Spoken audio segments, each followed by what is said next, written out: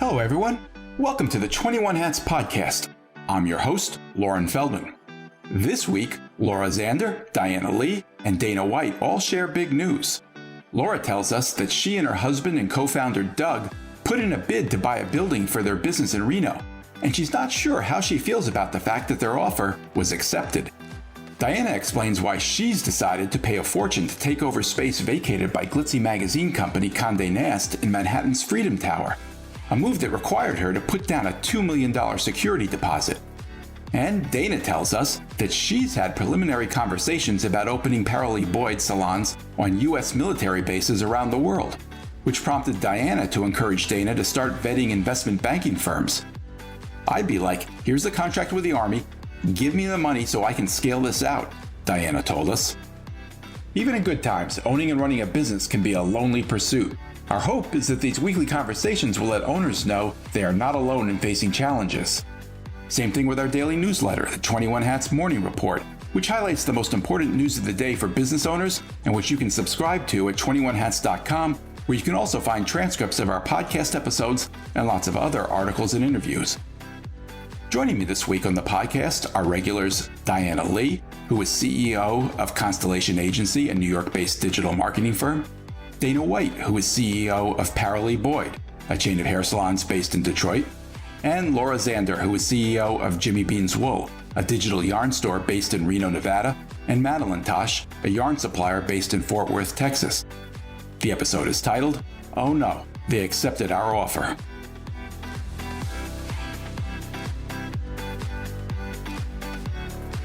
Welcome, Diana, Dana, and Laura. Great to have you here. Thanks for coming back, Diana. I'm glad we didn't scare you away last week. Thank you, Lauren, for having me. Of course. I know we still have lots to learn about how you built Constellation Agency, and we're going to get into that. But I want to catch up with Dana and Laura first. Laura, in particular, I heard a rumor about you. You might have some news. Is this true? Jay tell you? He did. I'm not sure that I want to say anything. Not that, I think my landlord is going to be listening, but I don't know. Yes. No. Did I sleep well last night? Not really. I had, anxiety dreams all night. All night. I dreamt that, not that it matters what I dream. Yeah, we may have news. We're working on it. Can you give us a hint? Our lease is up in March. And Reno is going through the roof, the real estate market, and it's been this way for years. We have about 20,000 square feet, and we like our spot. Okay. It's fine. But last year we'd been looking at buying a building in Texas, and that was a traumatic experience that did not end well. But wait a second. It did end well in the sense that you tried to buy a place, you wound up leasing, and you liked the place, right? Yes. So I think that everything happened the way that it was meant to happen and that we're in a good spot. So our broker, who we had been looking at buildings about 2 years ago, we thought we were going to buy this Texas business and we had considered moving it to Reno. So we were looking for buildings that could house both businesses. And just couldn't find anything. And, everything was so expensive, compared to what we thought it should be, I guess. Anyway, so this broker sent me a note about a week ago and 10 days ago and was like, hey, there's this building on the market that I think might be a good fit for you. You're about 6 months out from your lease expiring, or 9 months or whatever. She's like, the market's not softening here in Reno and there's no vacancy. The vacancy rate right now is, I think, 2.7%. Wow. Anyway, so we went and we looked at this building, or I went and looked at it, and I'm like, okay, it's about the same size as what we have now. It's neat, it's quirky. It's got a bunch of build outs that are kind of weird. So then I took Doug and Shannon, our general manager, kind of fully expecting them to just be like, yeah, I don't know. I don't think so. And they loved it. And so I'm like, crap. So we put an offer in. And then last night, the owners of the building who had owned a business, and they sold their business about 2 years ago. And now that business is being consolidated into another location. And so now they have this empty building and they're selling the building. Anyway, so we got a draft of a purchase sale agreement last night. And I've been talking to the banker for about a week, since we put the offer in. And I actually just sent him a note this morning and I'm like, okay, I had anxiety dreams all night last night. Like, I can't go through this again. I said, I guess I'm a brat. Like, I'm used to getting what I want. And it was really traumatic to try to get these loans last year and to be denied a couple times. Like, it really messed with me. I didn't realize how much it messed with me until now. Like, I'm really gun shy. So anyway, we may buy a building. We're pursuing it. What's the anxiety about? Oh, God. So funny you should ask. I sat on my yoga mat for about 30 minutes this morning trying to figure out what I was anxious about. Two things. One, getting denied again. So going through this whole process, all the work that it takes, all the distraction, for the next 60 days. And then at the very end, the bank saying, haha, no, we're not going to fund you. We won't give you the loan. So that's one part of it. And then the other part is just that the market is so hot here. And so I'm really nervous that we would be buying at the top of the market and that we would get burned. And so, if you want to get all therapy on it, I think I'm worried that in 5 years, I'm going to feel stupid or I'm going to look stupid. I can't think of very many situations where a business owner has bought the building and regretted it 5 years later. Do you know of anybody who's been through that? That's a good data point. And that's Doug and I have been talking through all the scenarios. His fear is that something will happen with the business and we'll have to close the business. And we won't be able to afford the building and the market will have crashed. And so we'll lose a ton of money because we'll have to sell the building, when the real estate market crashes. What are the odds of that happening? Not super high, but so other than that, he's super comfortable with it. So if he's comfortable with it and Shannon, our general manager, is comfortable with it and thinks we can run the business out of it, then I'm good with it. Then it's just, a case of me still being upset that I got told no. And I don't like being told no. I'm an only child. Can I be the J person on the phone today? You can, but I have your cell phone number and I'll text you later. Laura, you're killing me. What are you talking about right now, Laura? I mean, you're so used to having everything your way that you can't say no. Look, you have an opportunity in front of you, Laura, and you got to decide if you want to do it. What is it that I always say? I always say, one, it is what it is. Right now, this building, the market, it is what it is. What else do I say, Laura? I say, two, deal with it. You got to deal with it. What if the sun burns your building up? What if there's a flood in Reno? There are all these things, but there's never a reason to regret buying commercial property. I bought commercial property 20 years ago. And I've made four times. I bought commercial property 20 years ago, and I've made. And I'm a genius. Money. And I've made and you know what? I'm set. My kids are set. My grandkids are set. What I'm telling you is, it is what it is.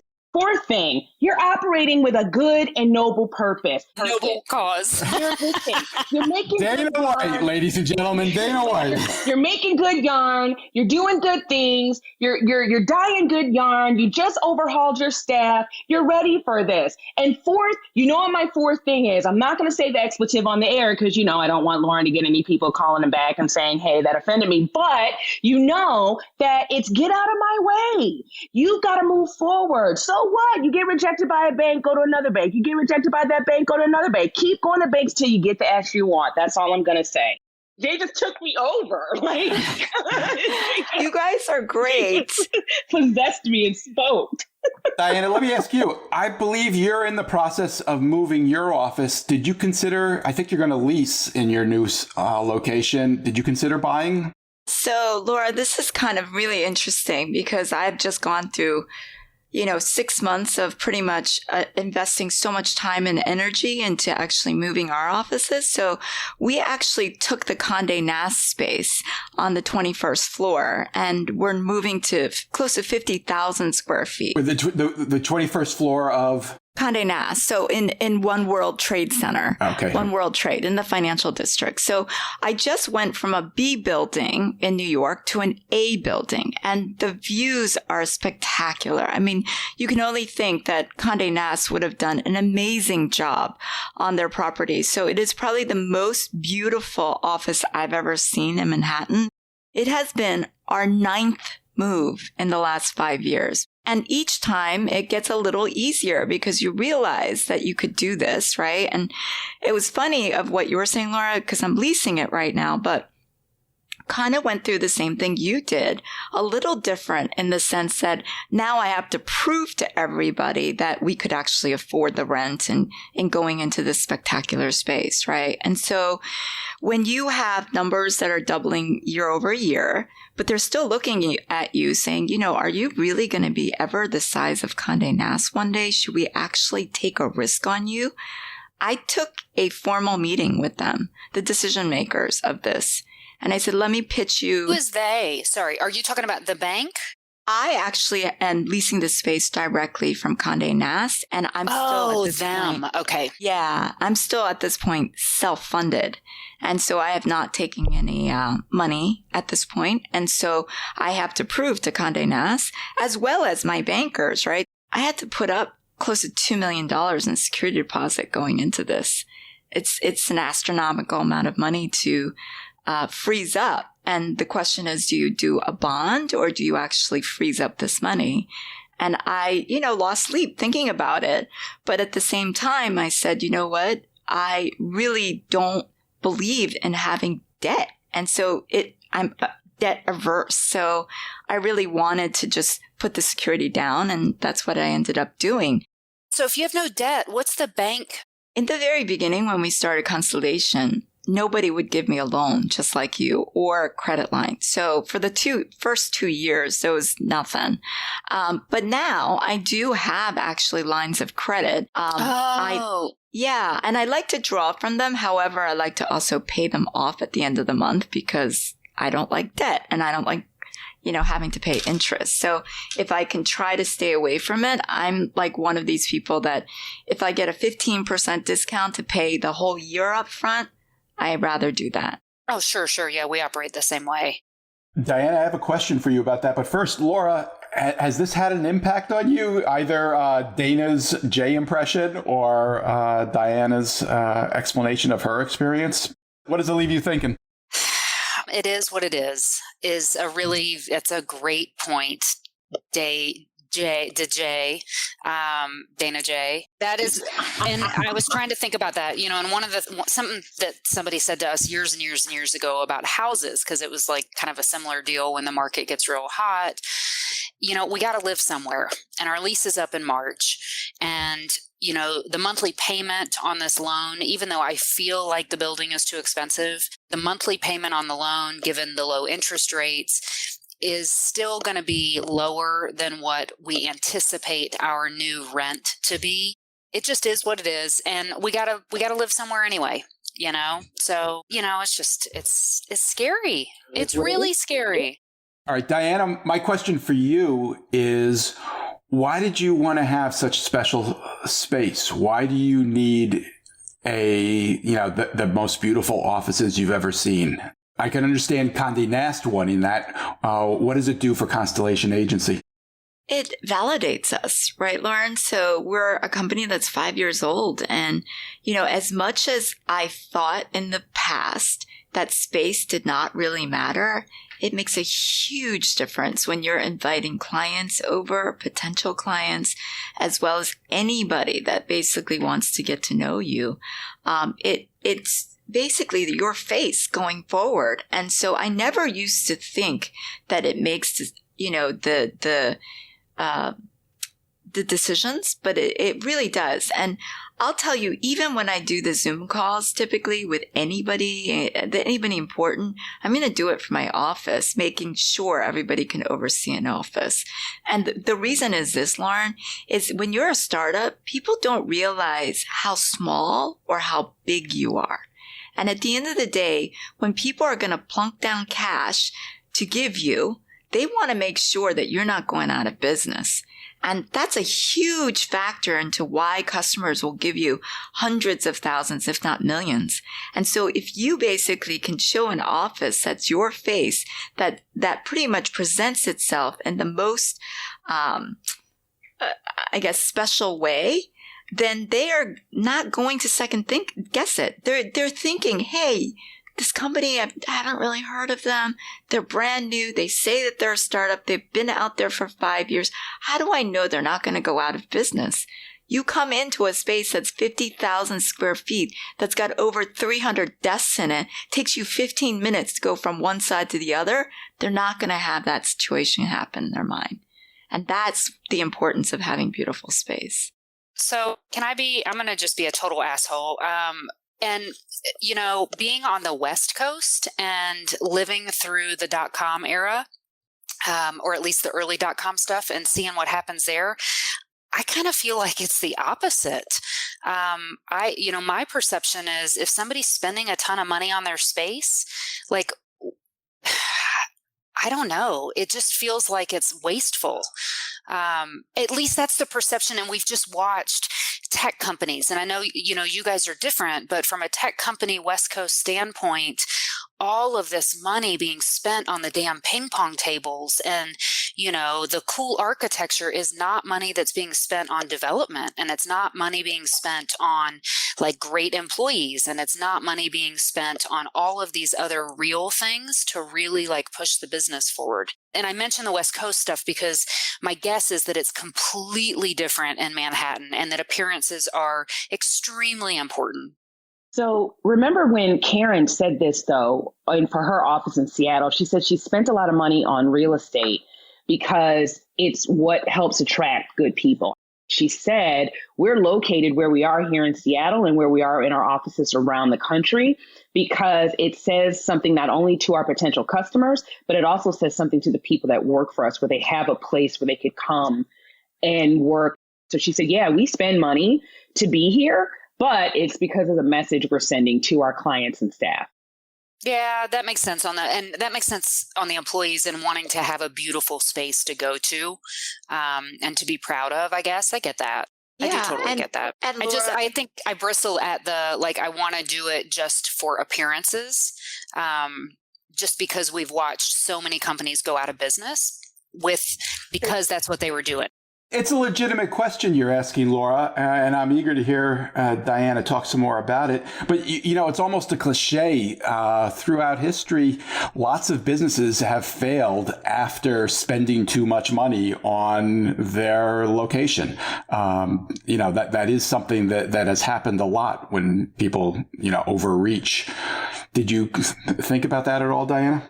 Yeah. So, Laura, we are a tech-enabled business. So we have a development team, a data science team, count team, campaign team. And my business is really making sure that, millennials and the most talented millennials join our organization.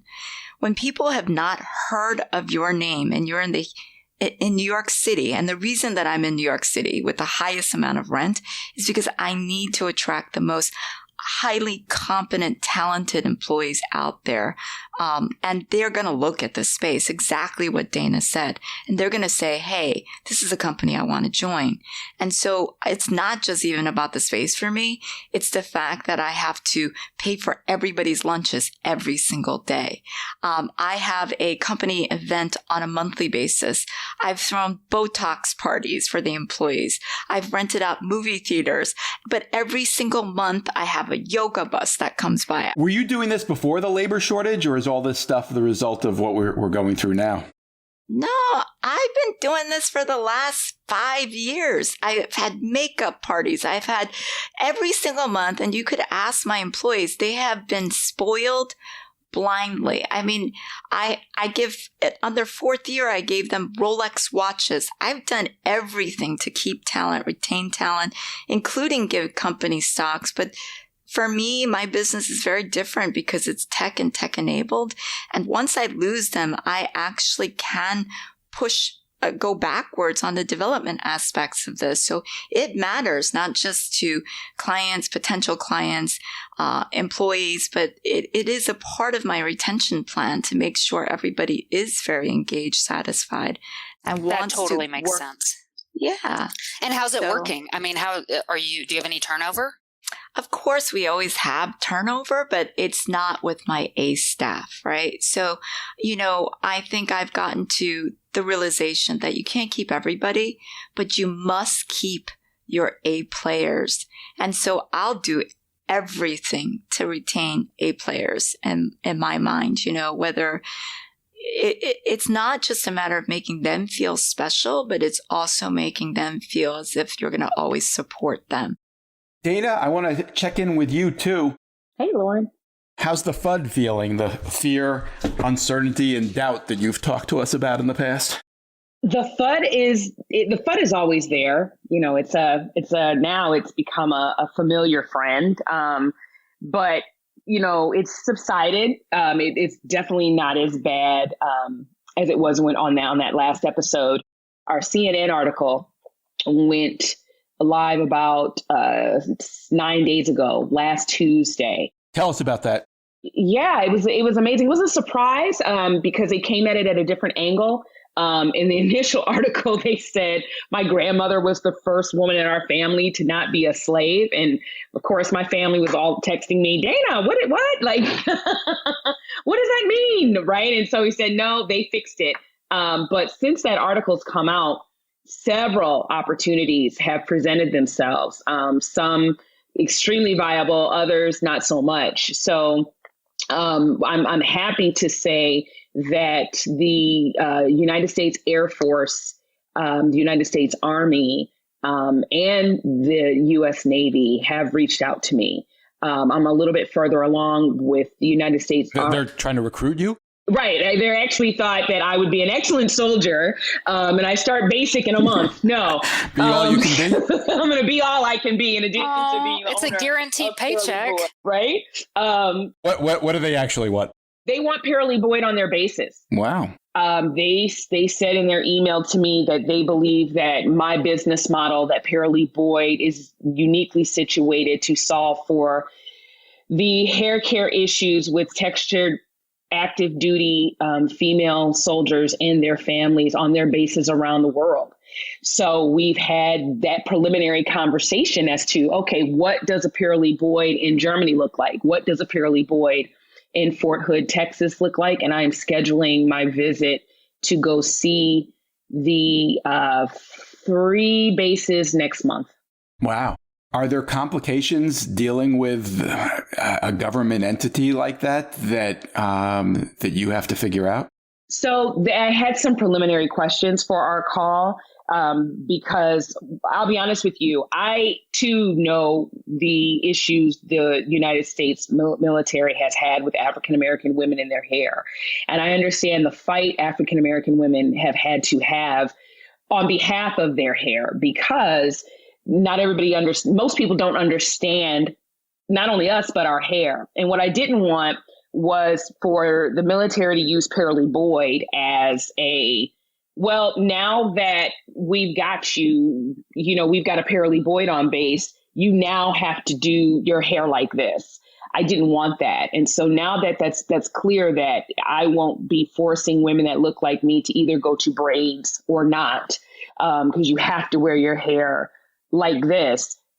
There's other complications as far as, staffing, which we've talked about, marketing, which we've talked about, getting my products on base, pricing, contractual stuff like rent, what all of these things are going to look like. So this definitely is a process, and there is nothing done. We're still in the early phases, having conversations and making sure that having Paralee Boyds on bases works for both the military and for Paralee Boyd. Would these be franchise locations or company owned? They would prefer that they are company owned. What would you prefer? I don't know. Because I have to get ready. And the reason why I don't know is because I have to envision it. I have to vision what this looks like. That's why staffing is important. I also have to make sure that I've developed as a leader, that I'm not the same person or don't run the organization the way I did when I first started Paralee Boyd, which meant, oh, well, such and such called off from work, so now I have to go man the desk. I can't go man the desk in Germany, right? And then we can't close down. But what my network has told me, and I've spoken with people who have businesses in the exchange, which is where they would put me, the mall for the Army and the Air Force. And they can further confirm that you're dealing with a different person, employee and customer when you're on a base. Nobody is going to jeopardize their standing in the base. So coming to work late, having a wife who has a husband as an officer and she is a cosmetologist and she, isn't coming to work, that could jeopardize their standing at the base. And so they're really not going to do that. So she said, you're going to deal with a different type of workforce and a different type of customer. And I've heard that a couple times from different people who have had businesses on military bases. Does it fit your brand? It does. It does? It does. And I was concerned that it would have to be this very structured. The good news is that the young lady that I spoke with, and she was amazing, she has done her homework on Paralee Boyd. So it wasn't, oh, I saw you in this article and now I'm going to call you. No, it was, I've seen you in this article. This confirms what I've known so far. Now let me reach out to you. So they've seen pictures of the salon.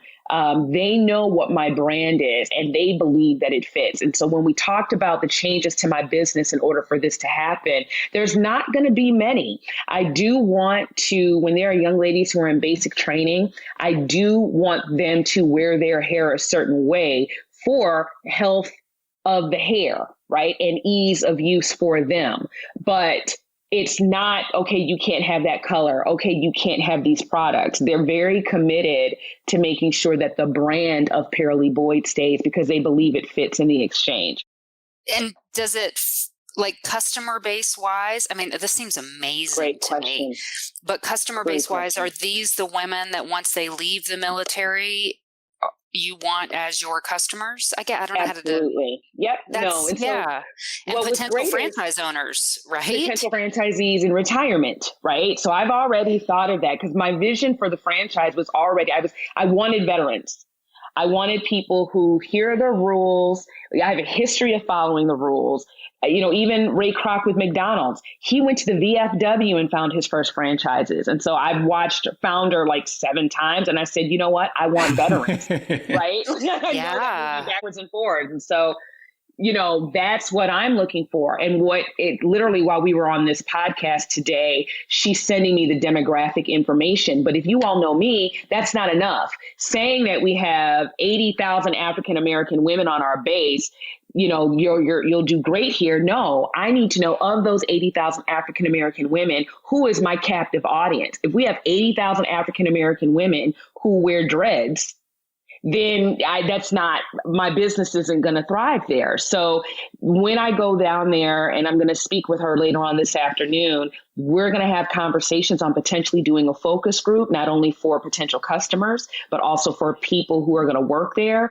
She's let me know that marketing will be done on both television, radio, and military social media, and just the links that they'll go through to help me put this on base. Now, quietly, she said, this is a security issue. And the military is very interested in having you on base because you being on base will help us solve a security issue. What's the issue? I'd rather not give the details on air. Interesting. But when she explained it to me, I said, oh, yes. It's just there's been some things that have happened on bases. And that they've noticed and said, would this have happened if there had been a Paralee Boyd on base? Oh, interesting. Okay. Yeah. Yes. Got it. Yeah. God, what a cool opportunity. Yeah. Dana, are you still self-funded? I'm self-funded. Yep. Self-funded. And that's my concern. And I said that to them, my commitment is to franchising and considering that they would prefer that these be company owned. And they had a really good explanation why, and I completely understand. But my cost to build out these locations is going to be significantly cheaper than if I were to do it, just a building, off of a base. So we're going to go over those numbers. Dana, is there a reason why you remain self-funded? Because the opportunity seems very big, and I would think that it'd be easier in order to do that opportunity if you actually took some investment money, especially if they're willing to sign a contract on it. I'm self-funded because the people with money do not understand the magnitude of the problem I'm solving for. They have no idea how much money Black women spend on hair. If you think it is documented that Black women spend upwards of $5 billion a year on hair product. They spend almost double that on getting their hair done. But because this model, the business model, hasn't evolved to a corporate data generating business model, all hairstylists, majority of hairstylists are one salon, two salons. The salon owners are booth renters. So they don't know what the individual stylists in their salons are generating as far as revenue. And quite frankly, a lot of the stylists I've spoken to don't know what they generate as regards to revenue. They might know what they do in a week, but they don't have a profit and loss and go through, okay, now that I've generated this, how much is coming out for product? How much is coming out for, whatever. All they know is I can pay my bills, I can pay my booth rent, and I have plenty of product. And so the reason why I don't have funding is because the people with the money have no clue how much money African-American women spend on their hair. And there's no data company that can collect the data unless they're going to go to every individual stylist and collect that data. And they're not going to tell you because a lot of them are not paying taxes on that money. It's cash. So you have gone to investment bankers and said, hey, I want to actually give up parts of my company. Can you find a partner for me? I've had people come to me and then it's crickets.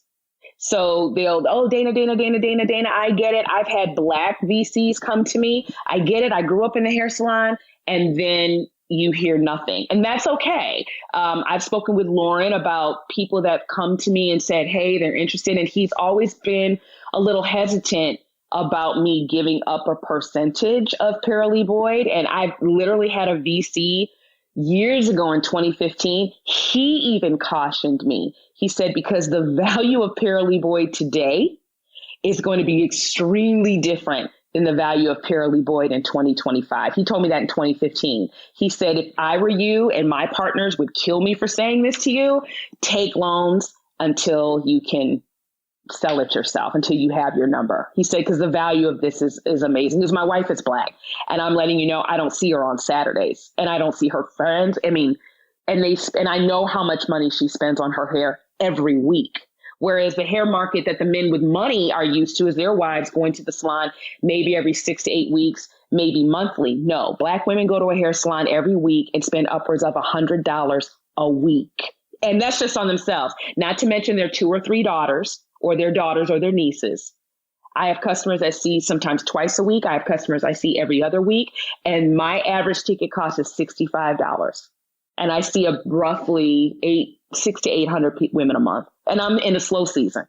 I see it, but who am I? Yeah, so Dana, obviously I see it as well. And I see a huge opportunity and I see how well you're going to do in the future. I'm just letting you know from, just things that I've gone through and remaining self-funded and looking for partners and things.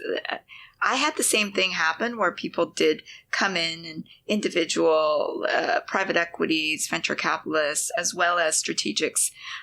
And I'm just asking you just because I think that is completely different from actually going to and vetting out in investment banking firms.